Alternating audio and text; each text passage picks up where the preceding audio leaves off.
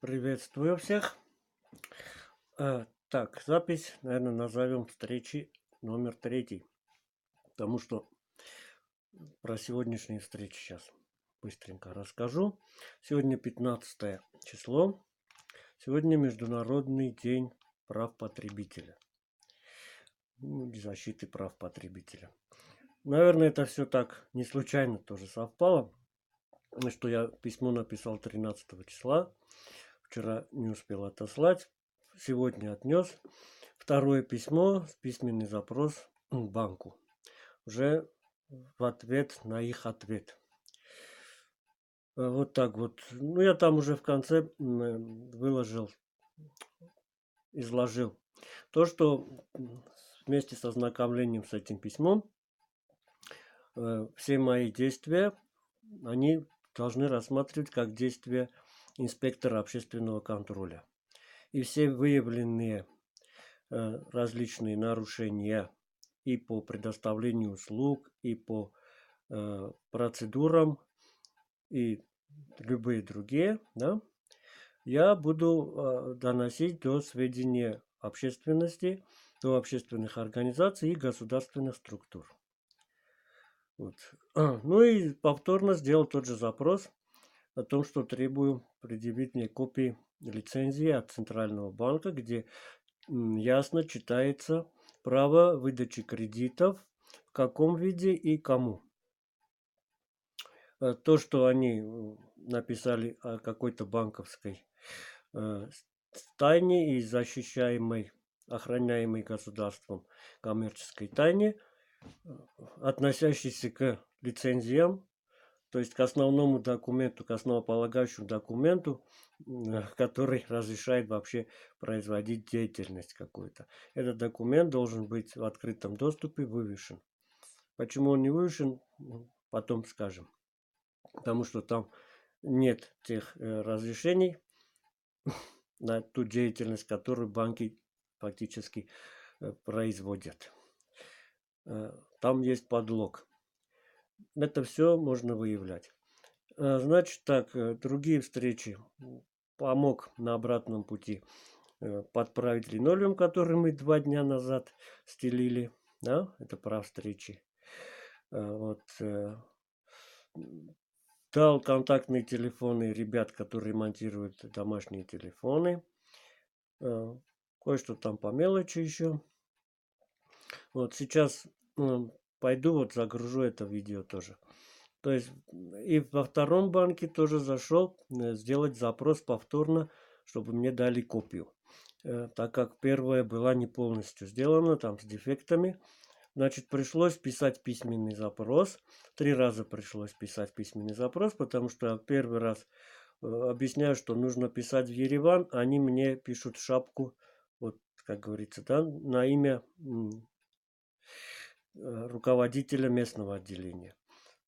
Потом заместитель руководителя говорит, нет, мы должны это отсылать в Ереван самому-самому генеральному директору, так скажем. В общем, переписывали.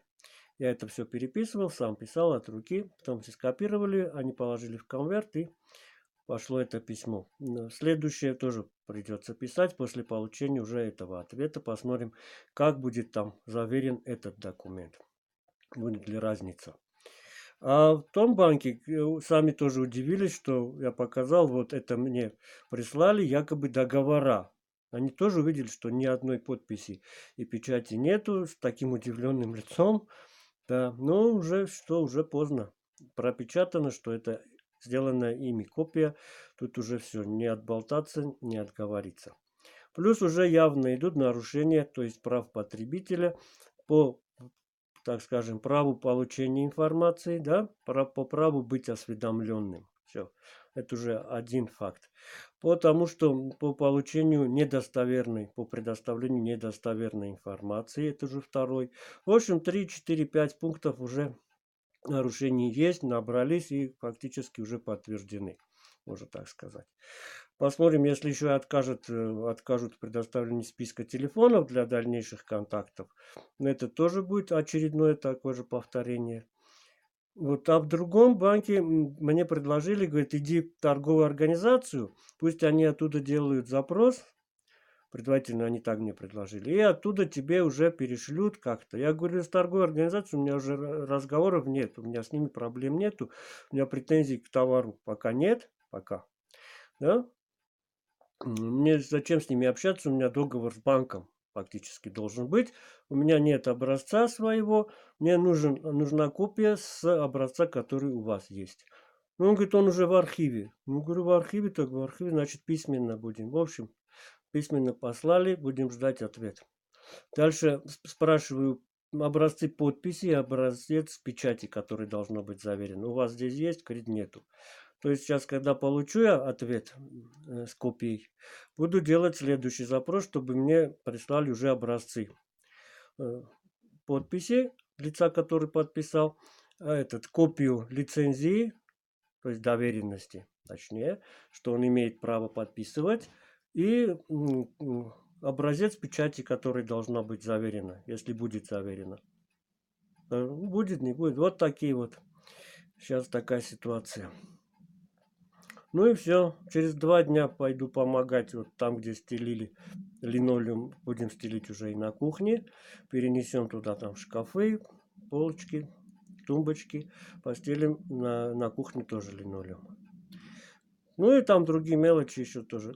Как вот где успеваем, помогаем. То есть благонамеренность и полезность. Все. Ничего за деньги не делаем. Помогаем, чем можем. Обмениваемся услугами, товарами, знаниями. Обмениваемся информацией.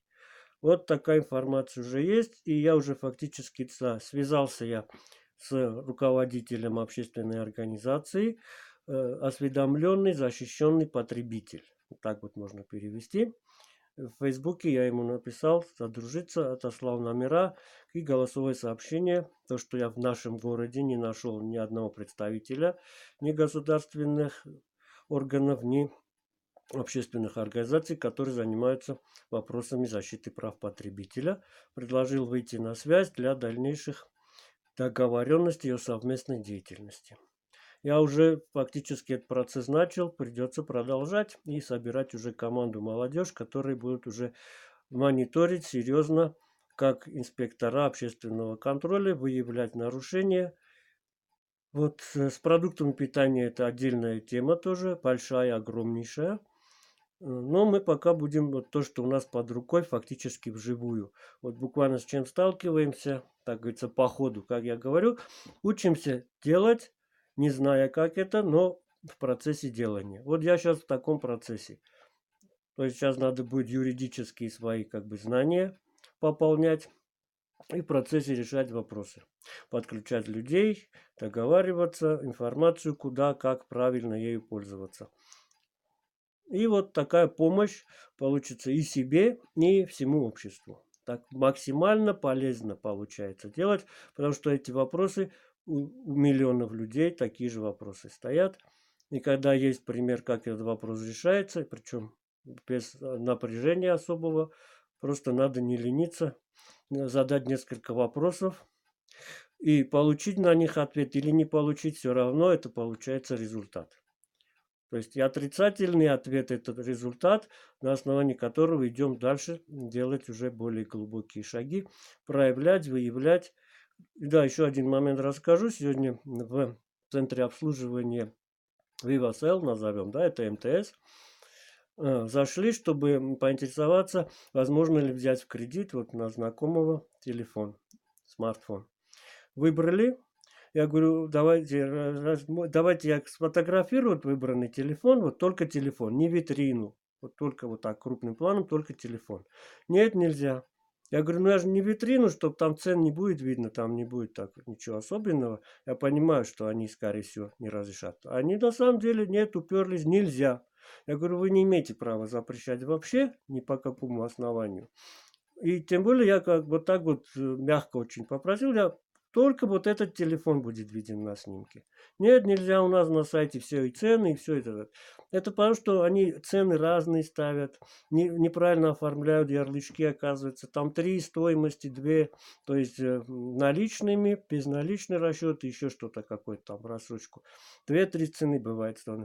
Скорее всего, там тоже есть какие-то нарушения, поэтому они это запрещают делать тоже. им запретили. И подходит еще администратор как бы зала. Я говорю, оснований у тебя нету, ты не имеешь права мне не разрешать, а я имею право вот сюда сейчас кого-нибудь позвать, и чтобы вам конкретно объяснили, что вы не имеете права запрещать вообще, что нигде не запрещено никак. А я спросил разрешение, причем я не без разрешения это все делал, и предупредил, что я не буду всю витрину снимать, а сниму только один телефон, всего единственный будет виден на кадре. Нет. Не согласились. Будем наказывать, значит, найдем варианты. Вот так вот. Друг друга будем учить правильному поведению, уважительному поведению друг к другу. Вот потихоньку человечность тоже будем восстанавливать с помощью таких требований. Сначала уважение друг к другу, минимальное, как бы гражданское, а потом и человеческое придет. Потому что гражданин и физическое лицо это еще не человек, это совсем не человек. И гражданин и физическое лицо не имеют прав человека. Поэтому, пока вы не представитесь человеком и не будете требовать отношения к вам, как к вашим правам человека, потому что права человека выше любого государственного закона. Все, знайте это. Если вы гражданин и физическое лицо, вы обязаны действовать по закону государства, который не дает вам права пользоваться всеми правами человека. Не дает. Государственными законами вы лишены возможности пользоваться правами человека. Поймите это. Поэтому, когда вам удобно, вы представляетесь человеком, по максимуму требуете к себе вот этого соблюдения прав человека. Когда вам нужно представиться гражданином и требовать соблюдения прав гражданина, то есть прав потребителя. Вот это все. На этом уровне вы действуете по закону по защите прав потребителя. И напомню, что по европейским, так скажем, параметрам и по американским тоже, то есть потребитель в очень льготных, так скажем, условиях сейчас находится, потому что все трактуется в пользу потребителя. Любые разночтения, да, так скажем, возможность двоякого прочтения трактуется в пользу потребителя, как более слабой, юридически слабой, экономически слабой стороны. Все, автоматически получается все на стороне потребителя.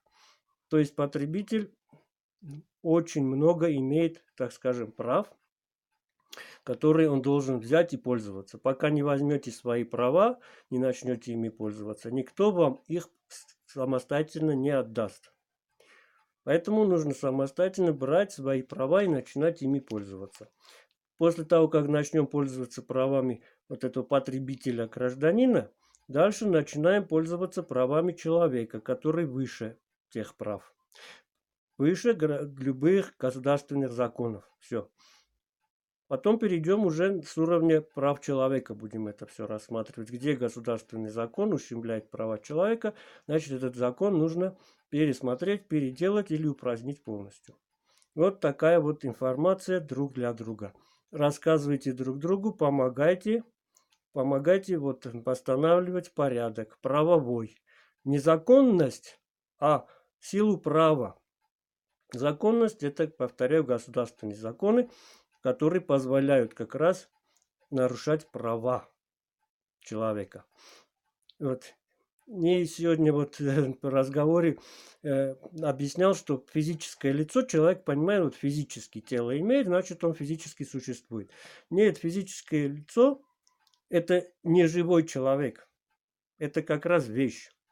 Это документально, так скажем, оформленный гражданин, не человек. Поэтому он не имеет прав человека. Физическое лицо не имеет прав человека, оно лишено. Все, оно руководствуется гражданскими законами.